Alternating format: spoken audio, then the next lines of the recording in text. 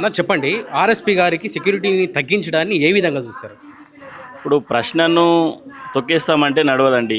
RSP గారు ప్రశ్నిస్తే సెక్యూరిటీని తీసేస్తాం, లేదంటే వాళ్ళ భార్యను ఉద్యోగం నుంచి వేరే దానికి ట్రాన్స్ఫర్ చేస్తామంటే ప్రశ్నలు ఆగవు. మాలాంటి వందల మంది ఆర్ఎస్పీలు పుట్టుకొస్తూనే ఉంటారు. ఆర్ఎస్పీ ప్రశ్న మీద ప్రశ్న ఇంకా ఉధృతంగా ముందుకెళ్తూనే ఉంటాడు. మీరు ఏదో సెక్యూరిటీ తగ్గించినంత మాత్రాన ప్రశ్నలు ఆగుతాయనుకోవడం మీ అమాయకత్వం అవుతుంది. అది రేవంత్ రెడ్డి కానీ ఎవరు కానీ, తను ఈ దేశం కోసము, ఈ సమాజంలో మార్పు కోసం, ఈ సమాజంలో శాంతి భద్రతలు తీసుకురావడం కోసం తన ప్రాణాలను సైతం లెక్క చేయకుండా అడవులకు పోయి వేలాది తుపాకులు తన చుట్టూ ఉన్నప్పటికీ కూడా భయపడకుండా పోయి ప్రభుత్వం తరపున చర్చలు జరిపి ఎంతోమందిని జనజీవన స్రవంతిలో కలిపినటువంటి ఒక గొప్ప నాయకుడిని నువ్వు ఈరోజు అవమానపరుస్తున్నట్టే. ఈ బుల్లెట్ ప్రూఫ్ తీసేసినంత మాత్రంలో తనకు జరిగే నష్టం ఏం లేదు, కానీ అవమానపరిచినట్టయితే ఇది పద్ధతి కాదని చెప్పేసి ప్రభుత్వానికి తెలియజేస్తా ఉన్నాం. ఆర్ఎస్పీ గారికి ఒక్కరికి మాత్రమే కాదు, మిగతా రిటైర్డ్ ఐపీఎస్లకు ఐఏఎస్లకు కూడా భద్రత తగ్గిస్తున్నాము, ఇప్పుడు అవసరం లేదంటూ కూడా కాంగ్రెస్ ప్రభుత్వం చెప్తుంది. దీనికి ఏం చెప్తారు?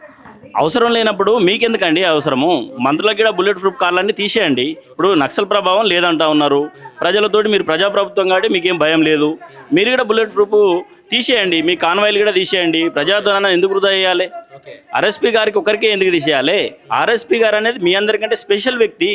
వందల మంది నక్సలైట్లు అడవులలో ఉండి చంపుతారని తెలిసినప్పటికీ కూడా ప్రాణాలు సైతం లెక్క చేయకుండా పోయినటువంటి వ్యక్తికి తీసేసి ఈరోజు నక్సలైట్లు లేరని చెప్తా ఉన్నారు. మరి మీరేం చేసిరని మీకు కావాలి బుల్లెట్ ప్రూఫ్? మీకు కూడా తీసేయండి. మీ బుల్లెట్ ప్రూఫ్ కూడా అవసరం లేదు, అందరికి తీసేయండి. సమస్య లేనప్పుడు మీకెందుకు? ప్రజాధనం వృధా కదా. అది ఒకవైపు బీఆర్ఎస్ పక్షాన నిలబడి నిజాయితీగా ప్రశ్నిస్తున్నాడు ఆర్ఎస్పీ అనే కారణం చేతనే ఈ కుట్రకు పసిగట్టినట్టు ఏమైనా చెప్పుకోవచ్చా? 100% నిజం. ఇతను మా వైఫల్యాలన్నిటినీ ఆధారాలతో సహా నిరూపిస్తూ ఉన్నాడు. కాబట్టి ఇతను ఏదో ఒక విధంగా లొంగదీయాలి, భయపెట్టాలి, భయభ్రాంతులకు గురి చేస్తే తగ్గుతాడు అనుకుంటున్నాడు. కానీ ప్రవీణ్ కుమార్ సారు ఇట్లాంటి భయాలకు లొంగటోడు కాదు.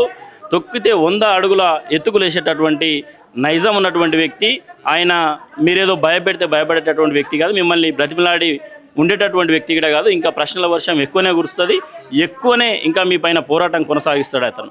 ఓకేనా? ఒకవైపు నక్సలైట్ల రాజ్యం పోయింది, సెక్యూరిటీ అవసరం లేదు అని చెప్పుకుంటూనే ఈశ్వరమ్మ యాదవ్ గారిని కానీ, గౌడ సామాజిక వర్గాన్ని కానీ పచ్చి బూతులతో తిట్టిన యూత్ కాంగ్రెస్ ప్రెసిడెంట్ శివచరణ్ రెడ్డి గారికి, ఇంకోవైపు జానారెడ్డి ఫ్యామిలీకి, మైనంపల్లి ఫ్యామిలీకి, కొండా సురాకే ఫ్యామిలీకి ఇట్లా సెక్యూరిటీని పెంచడాన్ని ఏ విధంగా చూస్తారు? మరి ఇదంతా దాన్ని చెప్పడానికి బాగుండదు, కానీ వాళ్ళు ఏ దేశ రక్షణ కోసం పనిచేసారని చెప్పేసి వాళ్ళకు సెక్యూరిటీని పెంచుతారండి. దేశ రక్షణ కోసం పనిచేసిన 30 ఏళ్ళ సర్వీస్ చేసినటువంటి ప్రవీణ్ కుమార్ సార్కి సెక్యూరిటీని తీసి వాళ్ళు ఏ యుద్ధంలో పాల్గొన్నారు, ఏ దేశం కోసం పనిచేసారు, ఏ సమాజం కోసం పనిచేసారు, మీరు వాళ్ళ వల్ల ఏం జరిగిందని చెప్పేసి ఈరోజు వాళ్ళకు ప్రజాధనాన్ని పెట్టి వాళ్ళకి సెక్యూరిటీని ఇచ్చి పబ్లిక్ నుండి జీతాలు ఇస్తున్నారండి. మీరు ఒకసారి ఆత్మవిమర్శ చేసుకోవాలి దయచేసి. గవర్నమెంటు ఇది దుర్మార్గమైనటువంటి చర్య. మీరు ఇచ్చినటువంటి ఎవరైతే ఇప్పుడు సెక్యూరిటీ మీరు చెప్పినటువంటి పేర్లు ఉన్నాయో వాళ్ళు ఈ సొసైటీకి 1% కూడా ఉపయోగపడినటువంటి వ్యక్తులు కాదు. మీ పార్టీ కోసం చేస్తే పని చేయొచ్చు తప్ప ఈ సమాజానికి ఉపయోగపడినటువంటి వ్యక్తులు కాదు.